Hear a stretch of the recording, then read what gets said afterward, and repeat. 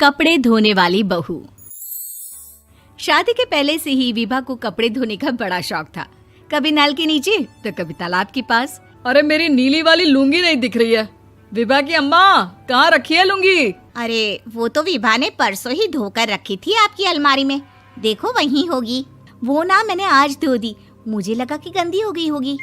अरे कैसे गंदी हो गई थी? उसे तो मैंने पहना भी नहीं। हे भगवान, इस लड़की के कपड़े धोने की आदत से परेशान हो गया हूँ मैं। जितना तो घर में राशन नहीं आता, उससे कहीं ज्यादा डिटर्जेंट पाउडर का खर्चा है। इसकी शादी करवा दो, शादी जाए अपने घर में ही करे काम, फिर चाहे घर के कपड़े धोने हो या पूरे गांव के। हाँ ठीक बोल रही हो, देखता हूँ मैं कोई लड़का। वो दिन भी आ जाता है जब विभा को देखने लड़के वाले आ जाते हैं। लड़की मुझे अच्छी लगी। होने वाली सास कहती है, बेटी अगर कुछ पूछना है तो पूछ लो।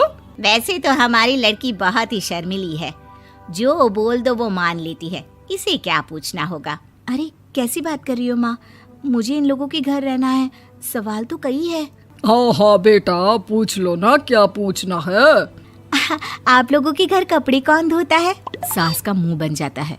देखो, अगर तुम ये कहना चाहती हो कि तुम्हें कपड़े धोने नहीं आते तो सुन लो, कपड़े मैं ही धोती हूँ, लेकिन तुम्हारे आ जाने के बाद मैं रुमाल तक नहीं धोऊंगी। अरे चुप रहना भाग्यवान, बहू बेचारी घर आई नहीं, उसे डराना शुरू कर दिया।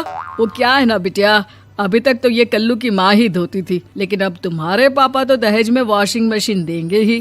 तभी विभा की माँ बोल पड़ती है, सवाल भी पूछा तो क्या। वैसे भाई साहब, मशीन की तो फिर भी कपड़े धोने की कैपेसिटी होती है। मतलब जो बिटिया दे रहे हैं ना विभा, इसे कपड़े धोने का बहुत शौक है। ये आप लोगों के क्या, आस पड़ोस गांव मोहल्ले सबके कपड़े धो दे और उफ तक ना करे। बाहर देखा नहीं आपने कितने कपड़े सूख रहे हैं?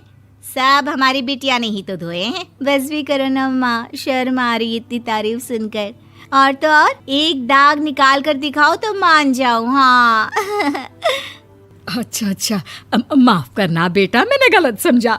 हमें तो रिश्ता बहुत पसंद है। और ऐसे जुड़ जाता है रिश्ता कपड़े धोने का शौक रखने वाली विभा का। उसकी शादी हो जाती है कोयला फैक्ट्री में काम करने वाले कल्लू के साथ। शादी के बाद अचानक विभा चिल्लाती हुई सास के पास आती है। सासू माँ, अरे सासू माँ कहाँ है आप? ये तो धोखा है, धोखा दिया आप लोगों ने मुझे।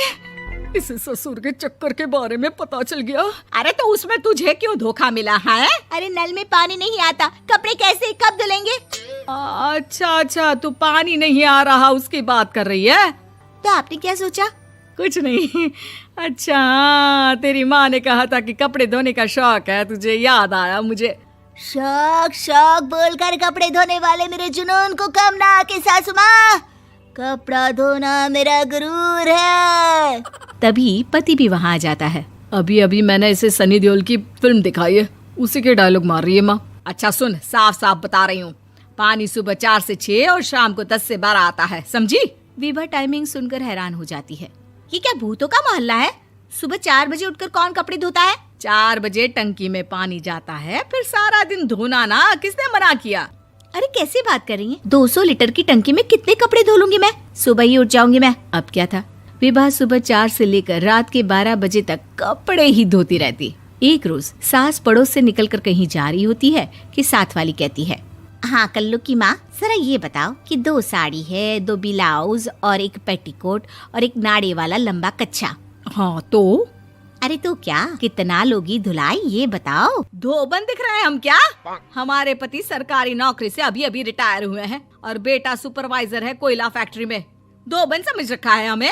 हाय रे कल्लू की अम्मा, माफ कर दो, वो तो मोहल्ले में यही सब बता रहे थे कि तुमने बहू को कपड़ा धुलवाने के काम में लगा दिया है। सास को पड़ोसन की बात सुनकर गुस्सा आ जाता है। वो घर पहुंचती है जहां घर के बाहर ही इतने सारे कपड़े सूख रहे होते हैं जितने कि किसी धोबन के घर पर। अरे ओ कल्लू की दुल्हन, बाहर निकल। माँ जी यहीं आ जाओ, बाथरूम में चादर धो रहे हैं हम। अरे अभी हम धोते हैं, तुमको बाहर निकलो। ये आस पड़ोस वाले बोल रहे हैं कि हम बहू से कपड़े धुलवा कर उसे कपड़ा धोने वाली बना दिए हैं। अरे छोड़ो ना माँ जी, किन लोगों की बातों में आती हो? आस पास के लोगों का तो काम ही होता है कि वो किसी तरह सास बहू को लड़ा दे। बहू सारे घर के कपड़े धोती है, ये क्या कम है? बोलिए। सास को भी लग जाता है कि वो बहू का ये सनकीपन नहीं छुड़वा सकती, इससे अच्छा है कि खुद ही चुप हो जाए।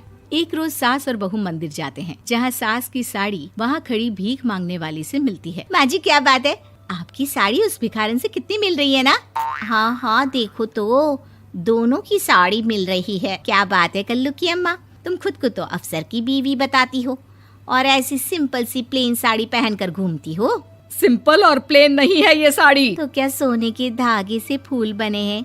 कुछ भी सासू माँ, कुछ भी। हाँ बने थे इस साड़ी में सोने के धागे से फूल। मेरे पति लेकर आए थे मद्रास से स्पेशली मेरे लिए 10,000 की। ताहे भाई साहब इस भिखारन के लिए भी सेम टू सेम साड़ी लेकर आए होंगे 10,000 की। सास उस वक्त तो कुछ नहीं कहती, लेकिन बहू के साथ घर आती है और अलमारी से एल्बम निकाल कर लाती है। ये साड़ी देख रही है, ये वही साड़ी है जिसे मैंने अभी पहना था। इस साड़ी में ये जो चमकदार फूल दिख रहे हैं ना, ये सोने के धागों से काढ़े गए हैं। लेकिन तू लोकल वॉशिंग मशीन ब्रश से घिस घिस कर सारे फूलों को निकाल कर साड़ी प्लेन कर दी। मुझे माफ कर दीजिए सासू माँ। और तो और, जब मैंने तुझे तेरी गलती के लिए कुछ नहीं कहा, लेकिन तूने तो सबके सामने मेरा मजाक ही बना दिया। क्यों? बहू को समझ में आ जाता है कि अब से उसका कपड़े धोना बंद।